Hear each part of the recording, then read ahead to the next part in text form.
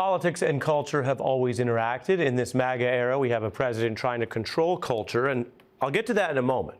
But I want to reflect on some aspects of pop culture that America has always enjoyed, that's even unified us. Take Happy Days, or the other unforgettable characters we know from Henry Winkler, the Water Boy, or one of my favorites, Barry.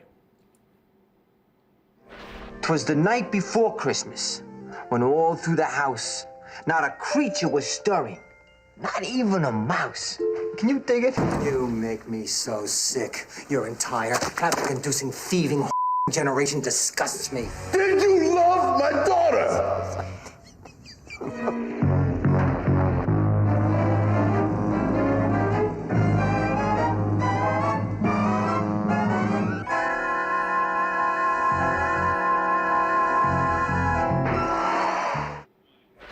You got to get Jumping the Shark in there. Henry Winkler is back on the beat. Of course, he's a legend, an icon, also a really sweetheart guy we've come to know. And he's a best-selling author. His 14th children's book is out, Detective Duck, The Mystery at Emerald Pond. Welcome back. Thank you. I'm so happy to be here. How you doing? I'm really good. I was just remarking when you sat down, you look great. Thank you. Growing up the way you did, you grew up in front of America. You know what? I got the Fonz when I was 27, and it has been a 50-year journey. And does it make you feel younger or older, or is that the wrong question? You know what? It makes me feel proud because I'm still at the table. I have a new show on the History Channel called Hazardous History, which just got picked up for a second season, and our 40th children's book is now going to be in September. So you like writing? You like writing these books? I do. It was a time filler because I couldn't get hired because I was typecast. I went to a friend. I said, I need help. He said, write books for children about your learning challenge. I met Lynn Oliver, and we've written 40 children's books together. Now, you started in the 20s as the embodiment of cool. Yes. Was that a character, and did it help? That was acting. Did it help you channel being cool over the years? You know what? It did not, because when I was out of my jacket, I was still the bowl of Jell-O Henry. When I was on the set, and I was able to call up the Fonz. Yeah. But I couldn't live the Fonz. Yeah, which I guess goes to, especially when you have an intense character or a character who's seen a certain way. Right. Trying to stay that cool is pressure. Well, you couldn't. And I couldn't live up to him, even if I tried. You know, at that time I smoked a lot of cigarettes. And somebody said, don't you feel like a pressure? And I went, no, I don't, because I cannot live up to who people want me to be. I can only be who I am at the moment. Deep. Yeah. Kind of deep. Well, yeah. I'm going to show you yes. the president. The President of the United States? Yeah. Yes, President Trump. He admits why he wants to take more control of Hollywood, of pop culture. Right. He is one of the most anti-First Amendment presidents in history. That's a documentable fact. Right. Whether people think that's good or bad in our grand American experiment is up to them to decide. Absolutely. But he wants to censor, and he wants to control, and he only wants Hollywood if it goes his way. Right. Here's what he said about taking more control of these historic Kennedy Center honors. Okay. The Kennedy Center honors have been among the most prestigious awards in the performing arts. I wanted one. I was never able to get one. The hell with it. I'll become chairman, and I'll give myself an honor. If you like him, people find that funny. Yes. If you don't trust him. You find it funny, too. But it's a bit concerning. I mean, this is why. It is concerning because he can. It's concerning because the fact of the matter is we live in a great country, and this country has been amazing to me. I am an American, I'm a man, and then I'm a professional. Yeah. And people still say to me on Twitter, stay in your lane. And my lane is being a man in America. My profession is being an actor that I'm so thrilled I get to do. So you feel like not everyone in culture needs to weigh in on all this stuff anyway? Not only, well, you eventually you need to weigh in because eventually it is affecting each and every one of us, whether or not we know it. My instinct is that eventually, even your not colleagues, but even your supporters will get bitten in the tush. Yeah, yeah. Not yours, one's. Yeah. What's changed in acting and theater for you over your particularly long run? I am better because I am more mature. Mm-hmm. The technology has changed, but until AI completely takes over and destroys us, only technology has changed. You need the writer, the director, the producer, the designer of the set, the cinematographer, the man who makes avocado toast on the set, and the actor. You need the humanity in order to, our job as actors is to be a mirror for society to see themselves. That's our job. What about these rumors? I hate to bring them up. Go ahead. That AI wrote Detective Duck. But I know they didn't, because I was in the room. I was there. I'm kidding. People take me seriously sometimes. Oh, yeah, I see. It wasn't. But it's really okay because I wrote them. Yeah.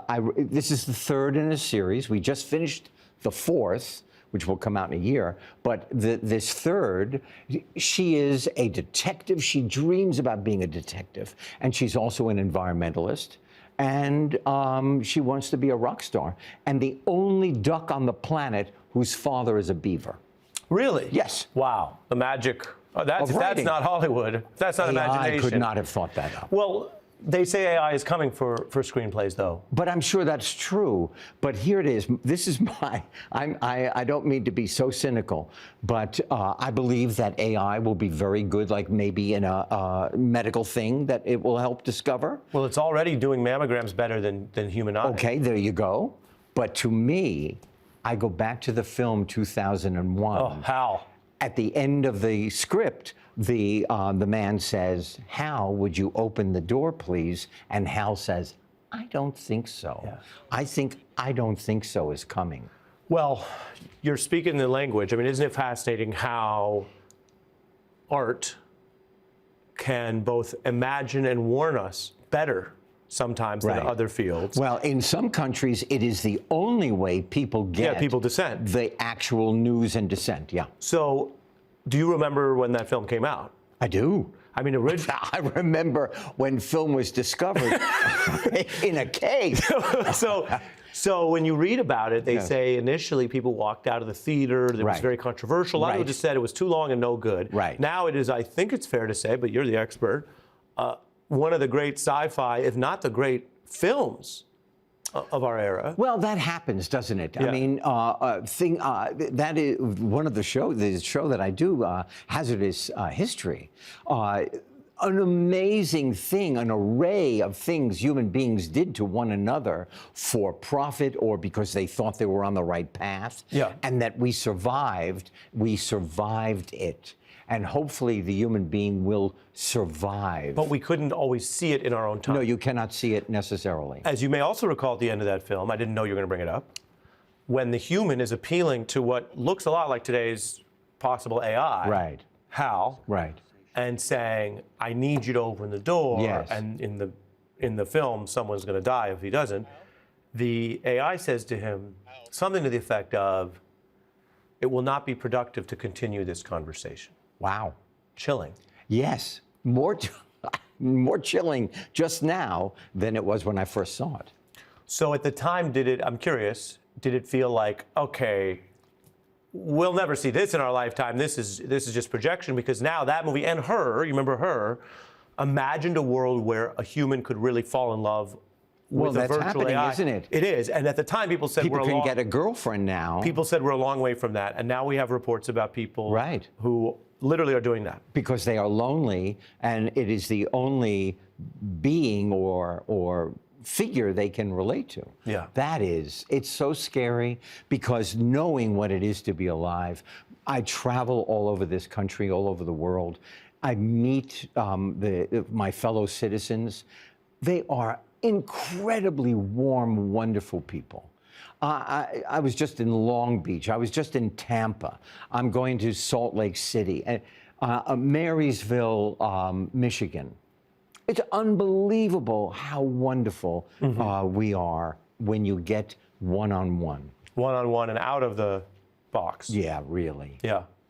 It doesn't matter who you voted for when you're there. The affection for what the shows do that they watch, people watch, or the movies, it's amazing. It's emotional. Do you know the final question? I don't. Your secrets to staying young. My secret to staying young. It's one of the few things my parents gave me. They were very, very short Germans who were very strict. Didn't quite get the idea that I wanted to be an actor, so we never really got along. But apparently they gave me good genes. Oh, it's the genes. And it's not just denim. But it's just the genes. You don't have any other... No, my father once told me to make hay while the sun shines. And when he said it, I didn't understand him, but I understand it now. I am so grateful I can't tell you. But what does make hay mean in that? It means that I would say no sometimes, and what you really have to do in this life is go and show up. Jackson Browne. Jackson Browne. Sometimes you realize Yeah. it's later than it seems. I met Jackson Browne at a Brandi Carlile concert, who I adore. You know what that was? What was that? That was a double name drop. There you go. Double name drop. Yeah. You've been around I have a Hollywood. third. Oh, go ahead. Okay. So my wife and I are at Brandi Carlile, and Joni Mitchell is there. Oh, well, come on. Okay, so she Laurel starts to Canyon. sing. She Yeah. was unbelievable. Let's go. Okay, now I go backstage because I have to hug Brandi Carlile before I leave As one does. her concert. Sure. I have to. Okay, and then I see that Joni Mitchell is there. So I excuse myself and I go in and I said, "Hi, I'm Henry Winkler." She said, "I know who you are." Wow. Then I said, "Oh, Feels good. this is my wife, Stacy." She said, "Oh, so you're the person who married the fawn." Boom. Drop the mic. That's a good mic drop. You're having a great life, and it's And I'm very still happy to going. be here with you. We love having you. Henry Winkler and the Detective Duck series is Yeah. out now. Go check it out. Thank you.